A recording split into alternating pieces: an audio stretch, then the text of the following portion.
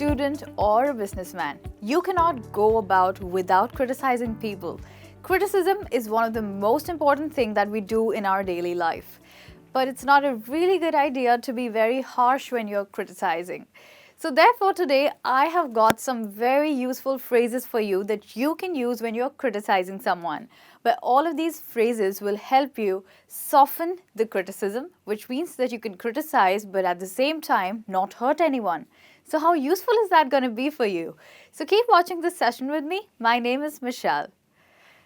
Now here we have a set of phrases with us that we are going to use to soften the criticism. The first phrase that we have is, I have to say. All right. So this is a kind of phrase that you will use when you think that what you're going to say may make someone upset or it could annoy someone. For example, if you tell someone that you didn't like their performance, maybe one of your employee, if you didn't like his performance, you could say, I have to say, but your performance was quite disappointing. This way, when you say it, it's not very harsh and you've made your point also. You also have an alternative to this, which is, I'm bound to say. I'll write it for you here.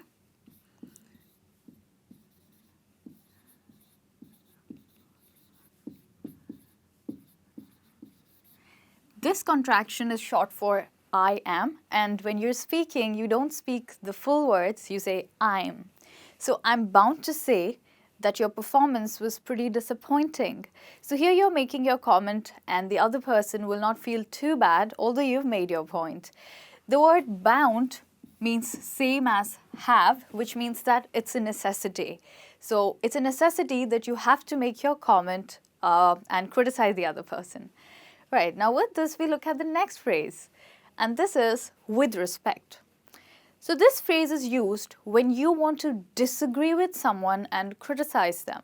So if you're speaking to your boss and your boss asks you to do something unreasonable, unreasonable means that something which is not fair and which is not correct.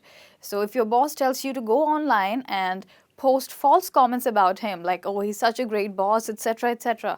So that's obviously not fair, isn't it? So if you want to reply that person, you could say that, with respect, or with all due respect, Mr. Davis, I think your request is quite unreasonable. So here you're giving a lot of respect to the person, but you're also criticizing and putting your point across. So with respect or with all due respect. This phrase is used to disagree with someone when you don't agree with what they have asked you to do. Okay, now here we have the next phrase, and this is to say the least.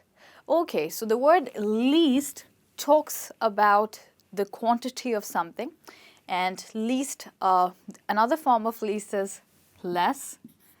This is a superlative, which means that it's the maximum form of less. So if you have had a very bad experience and you want to put it briefly, it means that maybe you want to tell how bad it was, but you don't put it out straight away. But you want to put it in simple words and you're telling the least about it. So let's say you had a really bad and uncomfortable flight. The crew did not treat you well, they did not hear you when you pressed the bell, and when you needed something, they didn't get you. And even the flight was quite rocky. So in that case, you could say, I must say, I had a rather uncomfortable flight, to say the least. So here you're using the word uncomfortable, whereas your experience was way too extreme. It was uncomfortable, they didn't hear you, they didn't pay any attention to you. So to say the least is used when you're talking about an extreme experience. There's another alternative to it, and that is to put it mildly.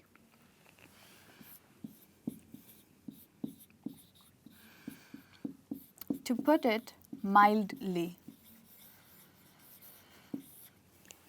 Mild means soft or a lesser version of something.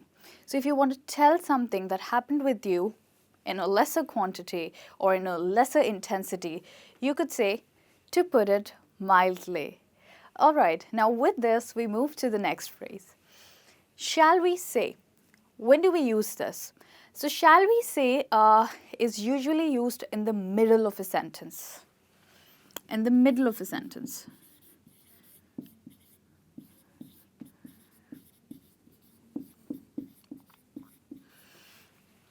This is used to make a statement sound less offensive. So maybe you're participating in a training and you think that the experience, the workshop, the training workshop is quite boring.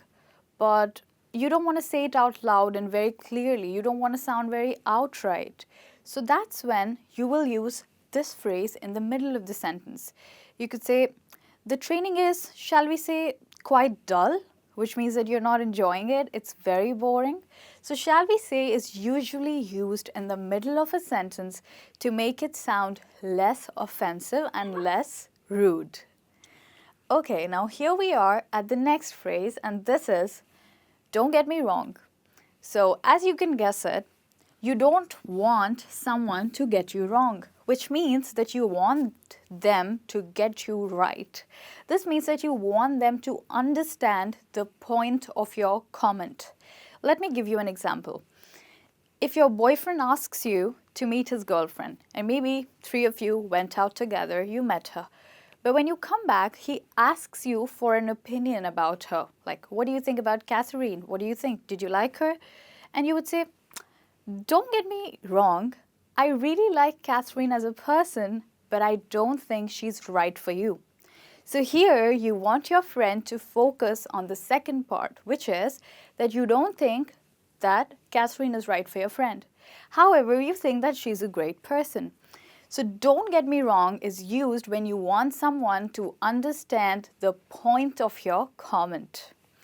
To understand the point of your comment.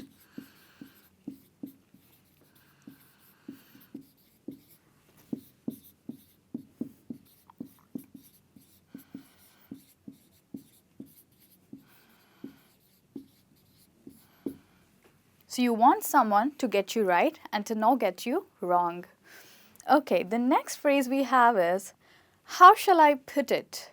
So this phrase is similar to shall we say, but it's not used essentially in the middle of a sentence, or you can even use it in the beginning of a sentence. And it's actually made spoken so that your comment is not very rude, and at the same time, if you're saying something honest, if you're being honest about something, you don't want anyone to get hurt or you don't want them to feel bad. So that's how you use, how shall I put it? But I think Catherine is a little difficult to get along with. So here you're trying to be honest while not trying to be rude. So this one is used to be honest.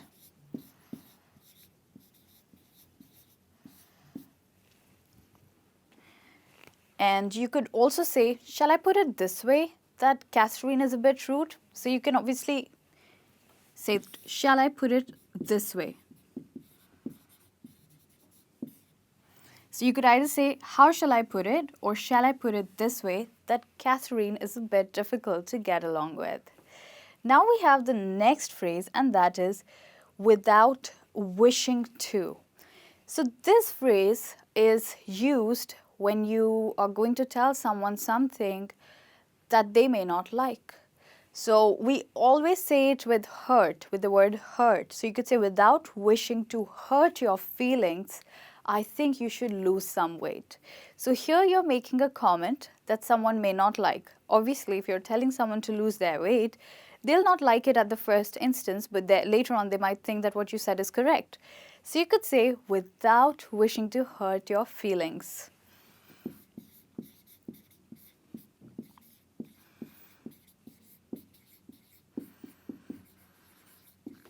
Here you're trying to be soft, gentle and mild. You're trying to not hurt someone's feelings and making it very clear that my intention is not to hurt you, but I think you should lose some weight.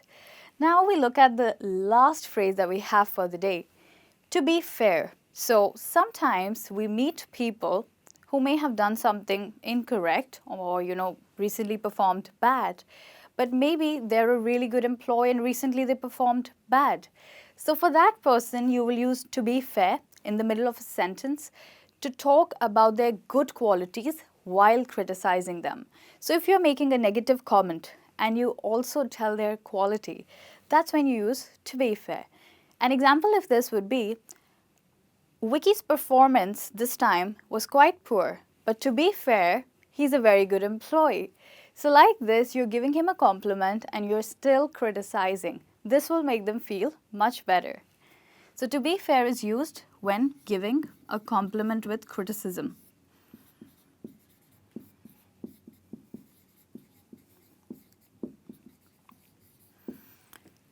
We also have another alternative to this, and that is to give someone their dues.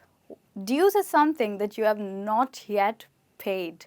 The same way, if you have not paid a compliment to a person, you can do it right now when you're criticizing them. You could say that, though she never calls me, but to give her her dues, she always remembers my birthday. So you criticize the fact that she doesn't call you, while you appreciate the fact that she always remembers your birthday. So the alternative would be to give her her dues.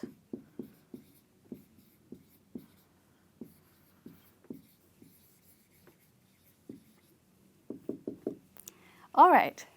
So here we are at the end of this amazing lesson where you have learned different phrases for criticizing people. And I hope that next time when you criticize someone, you're not too blunt and don't make them feel hurt. You can use phrases like without wishing to hurt their feelings or to be fair and give them a compliment. So thank you so much for watching this session with me. Please come back for more lessons. Bye-bye.